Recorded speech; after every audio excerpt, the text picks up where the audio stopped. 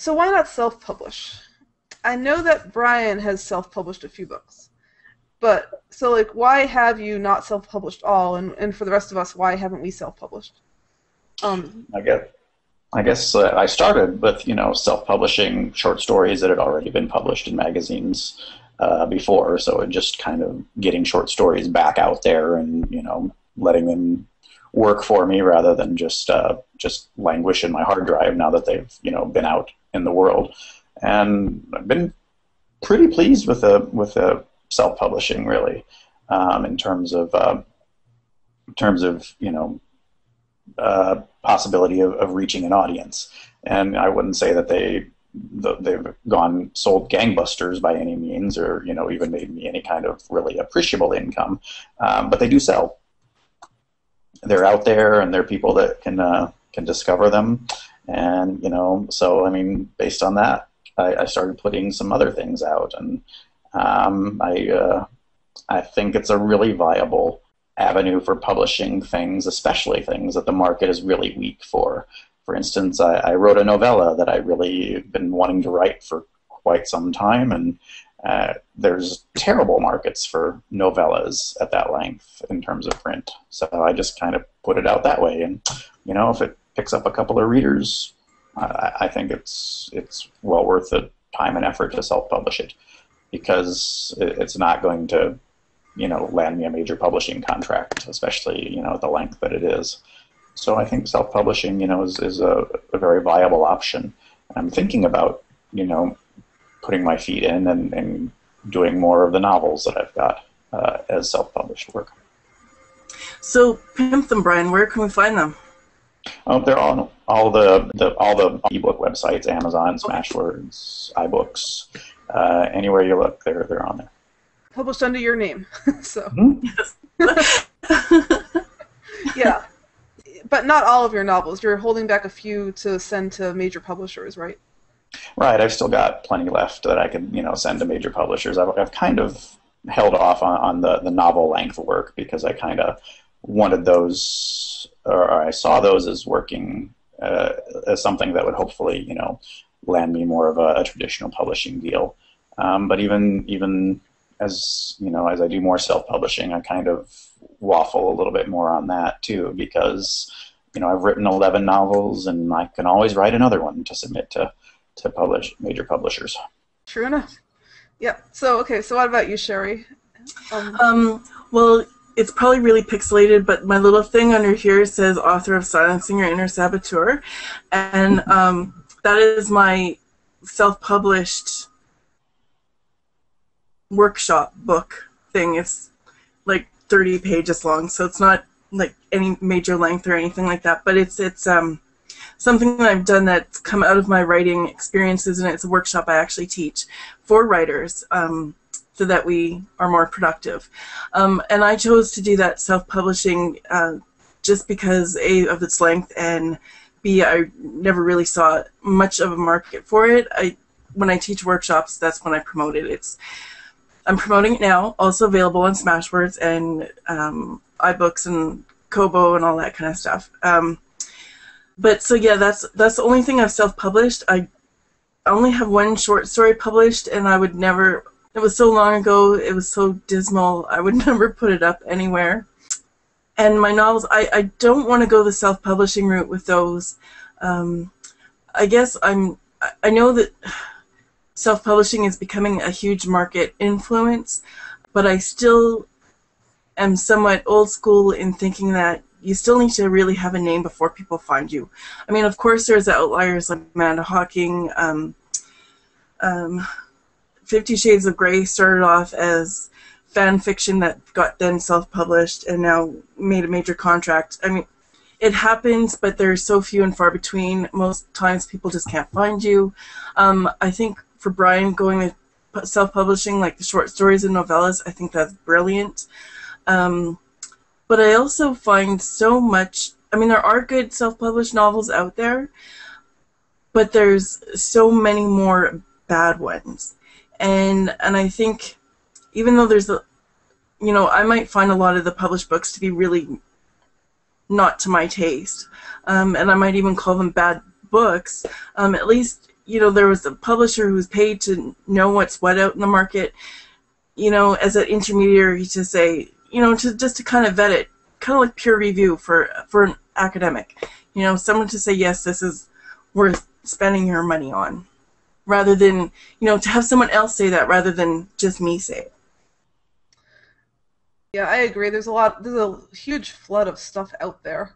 Yeah, and how's anybody going to find you, Right. Unless you've had your short stories published and you're in a magazine and now you're putting them back out on the market. Even so. Yeah. Autumn, why don't you self-publish? Because I kind of want to try the major publishing route first. I have actually had some success in that a couple of famous New York Times bestselling authors have found my work and love it. And so, I'm going to be honest, I'm going to name drop. I'm going to use their names to get me on an editor's desk. Yep. That is not going to guarantee publication. I understand that. But it's a way to get on the desk. And then if they like my stuff, I'm hoping that I can get one of those major contracts. If not, I've got some other options. I've had several small press editors tell me they're interested in my stuff. So I don't feel like I need to self-publish yet. I don't feel like I'm there for my novel length.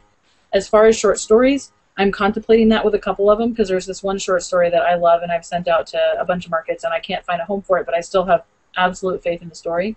So I might self-publish that as a starter and just see where it goes. And the short story that I have sold the most, it keeps getting picked up for reprints. It's actually going to come out as a podcast. It's going to come out in an anthology next year. It's going to come out. It just keeps popping up. I've had editors tell me that they still can't get the story out of my head when they first read it 6 years ago.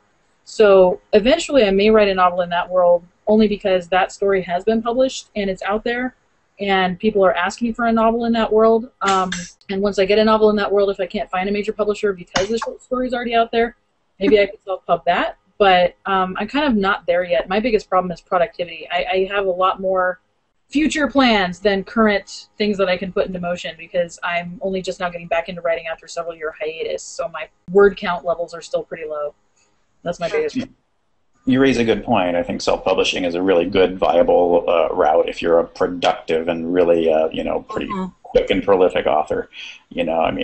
I'm generally pretty fast, when I get a full head of steam and I'm writing on a book. So,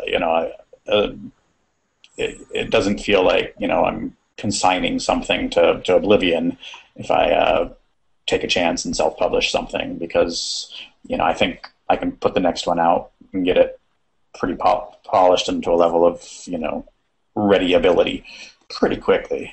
So, but again, if you labor forever and forever over one book and it's just a labor of love and it's a real highly crafted thing that takes you a long time, I think you'd be a lot more reluctant to do that. Why do I feel like you're talking about me? Yeah. I also think, too, it depends on what your market is.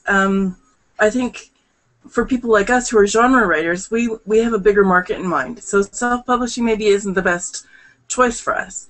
If I'm writing, for example, as someone here did, about her life here in Winnipeg, it's not going to have that big a market. Not that many people are going to be interested. So self-publishing, great way to go.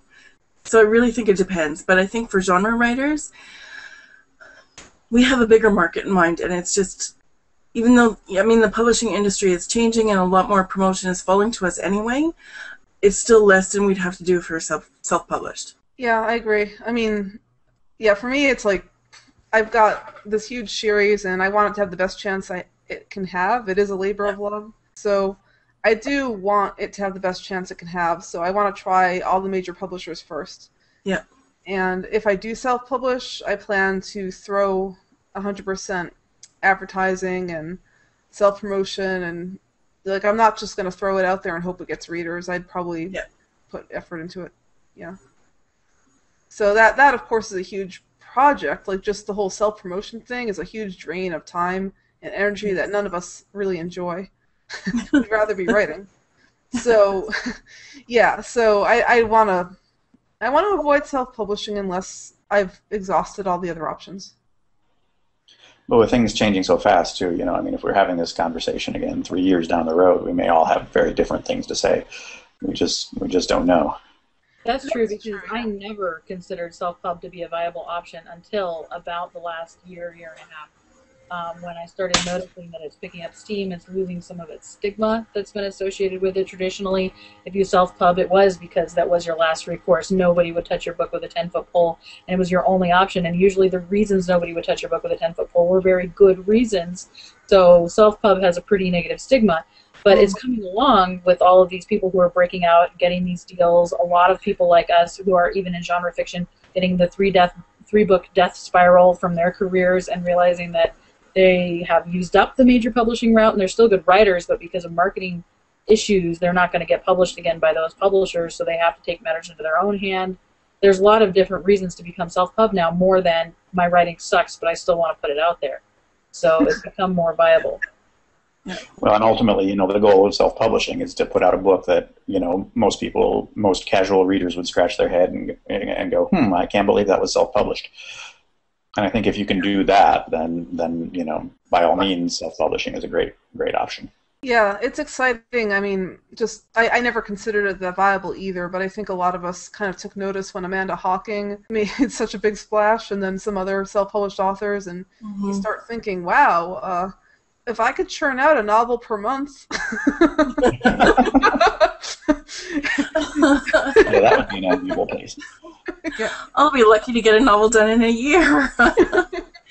Although I should say, there is a writer that I know of who has had publishing contracts with the major publishers, and his name is Minister Faust, and his last book has been self-published, and I haven't read it, but by all accounts, it's absolutely brilliant. He's a brilliant writer.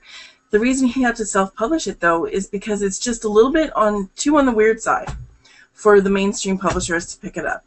So it's not to say he wouldn't have a good readership or anything like that. It's just a little bit too out there for the publishers to pick up. So there is that element into it, too. Yeah, that makes sense. Never had to deal with that myself, but... No.